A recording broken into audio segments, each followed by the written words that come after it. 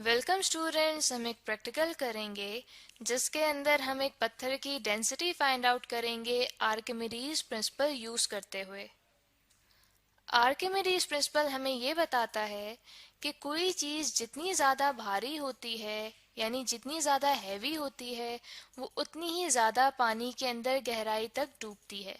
मिसाल के तौर पे हम एक बर्तन लेते हैं और उसको पानी से भर देते हैं और फिर हम दो ब्लॉक्स लेते हैं। एक ब्लॉक जो मेटल से बना हुआ हो, जो कि आप यहाँ पे ग्रे कलर का देख रहे हैं, और दूसरा ब्लॉक जो कि लकड़ी से बना हुआ हो, जो ब्राउन कलर का आप यहाँ पे इस तस्वीर में देख सकते हैं। जब इन दोनों ब्लॉक्स को हम इस पानी से भरे हुए बर्तन में डालेंगे तो लकड़ी का ब्लॉक थोड़ी गहराई तक जाएगा, जबकि उसके मुकाबले में ज़्यादा भारी मेटल वाला ब्लॉक ज़्यादा गहराई तक जाएगा इस बर्तन के अंदर।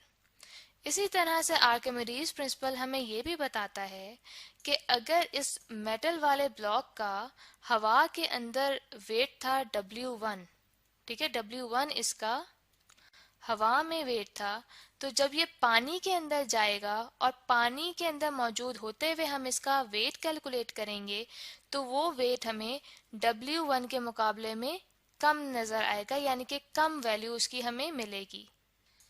आर्किमिडीज का प्रिंसिपल सबमरीन्स के अंदर भी यूज होता है, जहाँ पे सबमरीन्स ऐसे बहरी जहाज होते हैं जो कि समंदर के अंदर सफ़र करते हैं और उनका स्ट्रक्चर ऐसा होता है जैसे कि आप इस तस्वीर में देख सकते हैं। सबमरीन्स के अंदर टैंक्स होते हैं जिनके अंदर जब पानी भर जाता है तो उनका वज़न ज़्यादा हो जाता है, जिसकी वजह से वो पानी की गहराई में जाते हैं। इसी तरह से जब उन टैंक्स में से पानी निकाला जाता है तो इनका वज़न कम हो जाता है और हल्के होने की वजह से ये पानी की सतह पे आ जाते हैं। इस प्रैक्टिकल में हम आर्किमिडीज का प्रिंसिपल यूज करते हुए एक पत्थर की डेंसिटी को फाइंड आउट करेंगे, और इस प्रैक्टिकल को हम इन स्टेप्स में करेंगे कि सबसे पहले हम देखेंगे कि हमें क्या क्या चीज़ें यानी क्या एपरेटस चाहिए इस प्रैक्टिकल के लिए। फिर हम इस प्रैक्टिकल को करने का तरीका डिस्कस करेंगे, जिसके दौरान हम कुछ मेजरमेंट्स लेंगे और उन मेजरमेंट्स की मदद से जब हम कैलकुलेशंस करेंगे तो हम देखेंगे कि हमारे पास रिजल्ट में उस पत्थर की डेंसिटी क्या आ रही है। सबसे पहले हम देखते हैं कि हमें क्या क्या एपरेटस चाहिए होगा इस प्रैक्टिकल के लिए। हमें वेइंग बैलेंस चाहिए होगा, यानी कि वज़न करने के लिए हम वेइंग बैलेंस या फिर स्प्रिंग बैलेंस, इन दोनों में से कोई भी बैलेंस यूज़ कर सकते हैं वज़न मालूम करने के लिए। जहाँ पे अगर हम वेइंग बैलेंस यानी कि पैन्स वाले बैलेंस को यूज़ करते हैं तो उसके लिए हमें वेट्स की ज़रूरत पड़ेगी, यानी कि वेट बॉक्स की ज़रूरत पड़ेगी। इसके अलावा हमें चाहिए होगा बीकर, और इसके अलावा हमें थर्मामीटर चाहिए होगा, और इन सब के साथ साथ हमें पानी की भी ज़रूरत पड़ेगी। अब हम प्रैक्टिकल को करना स्टार्ट करते हैं। तो सबसे पहले हम थर्मामीटर की मदद से कमरे का टेम्परेचर यानी रूम टेम्परेचर नोट कर लेंगे, जिसे मैंने T से डिनोट किया है, जो फॉर एग्जांपल हमारे पास है 30 डिग्री सेंटीग्रेड।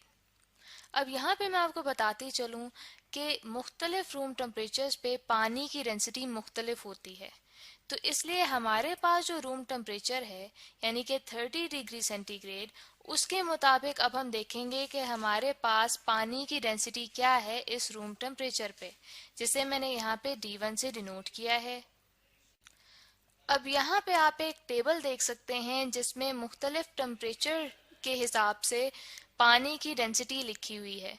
तो जैसे कि हमारे पास रूम टेम्परेचर 30 डिग्री सेंटीग्रेड है, तो उसके मुताबिक जो पानी की डेंसिटी हमारे पास आती है उसको मैंने यहाँ पे अंडरलाइन किया हुआ है, जिसके मुताबिक हमारे पास 30 डिग्री सेंटीग्रेड टेम्परेचर पे पानी की डेंसिटी है 0.995676 ग्राम पर सेंटीमीटर क्यूब। पानी की डेंसिटी की ये वैल्यू मैंने यहाँ पे नोट कर ली है। इसके अलावा यहाँ पे मैंने ग्रेविटेशनल एक्सेलरेशन यानी G की वैल्यू भी लिख दी है, जो कि होती है 980 सेंटीमीटर पर सेकंड स्क्वायर। इसके बाद हम पत्थर लेते हैं और पत्थर को स्प्रिंग बैलेंस के साथ लटकाते हैं। स्प्रिंग बैलेंस से लटका के हम उसका मैस फाइंड आउट करेंगे, जो यहाँ पे हमारे पास आ रहा है 20 ग्राम, और साथ ही आप यहाँ पे देख सकते हैं कि हमने एक बर्तन लिया हुआ है, जैसे कि मैंने आपको कहा था कि हम बीकर लेंगे। तो यहाँ पे मैंने बीकर को शो नहीं किया हुआ, बल्कि एक बर्तन लिया हुआ है। आप लैब के अंदर बीकर लेंगे। तो यहाँ पे बर्तन के अंदर मैंने पानी भरा हुआ है। अब यहाँ पे पत्थर की जो हमने मैस फाइंड आउट किया है, यानी 20 ग्राम, इसको हम अपने पास नोट कर लेते हैं। अब हमने पत्थर का जो मैस फाइंड आउट किया था उसे मैंने वेट में कन्वर्ट किया है, जिसे मैंने W1 से डिनोट किया है। वेट का जैसे कि हमारे पास फॉर्मूला होता है W equals to mass M multiplied by gravitational acceleration G, जहाँ पे वेट हमें बताता है कि एक ऑब्जेक्ट पे उसके मैस के मुताबिक अर्थ उस पे कितनी ग्रेविटेशनल फोर्स एक्सर्ट कर रही है। तो यहाँ पे आप देख सकते हैं कि हमारे पास पत्थर का वेट W1 है 20 ग्राम मल्टीप्लाइड बाय 980 सेंटीमीटर पर सेकंड स्क्वायर, और इस वेट को हमने डाइन्स में लिया है।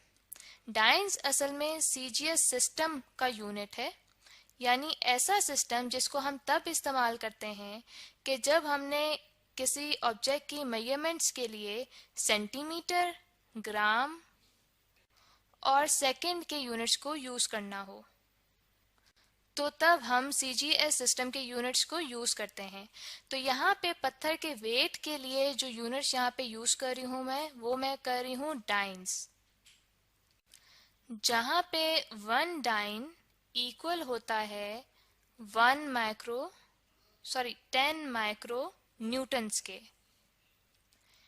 इसके बाद हम पत्थर को इस पानी से भरे हुए बर्तन के अंदर डालेंगे, तो हम यहाँ पे देख सकते हैं कि उसके वजन में अब हमें कमी नज़र आ रही है, और अब जो उसका मैस हमें मिल रहा है वो मिल रहा है 50 ग्राम।